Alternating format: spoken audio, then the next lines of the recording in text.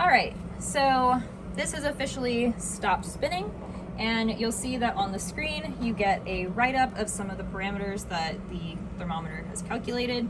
So the three things that you're going to want to write down are the EE value, the temperature rise, which is your TC value, and your gross heat, which is in joules per kilogram. Make sure that you're writing down units on that one because it's important for comparing it across data that you have everything in the same units. So once you have all of that written down, you'd go ahead and click done. And then from there, you'd be able to take it apart and start a new run. So I'll go ahead and show you how to take apart the calorimeter as well.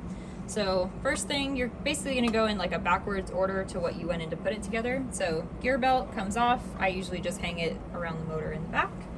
Then you're going to lift this lid carefully because you have solution that's going to be all over in your cell. So lift it carefully, drain what you can from the sample dish, and then go ahead and pull it out. So we can take the thermometer probe out and then take this out. And ideally you'd have a paper towel, I don't, but we'll fix it later.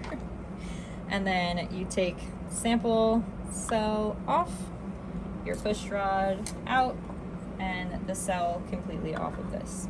And then in terms of things to clean, I usually just dry off the push rod. You don't really need to wash it or anything like that.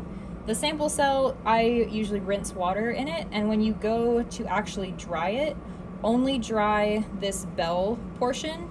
Do not try to dry anything up in here. Again, the glass is extremely fragile, so shoving a paper towel up into there and having that much pressure being exerted outwards can possibly break this as well. So just dry the inside. Any residual water that's up in here should affect your trials anyway.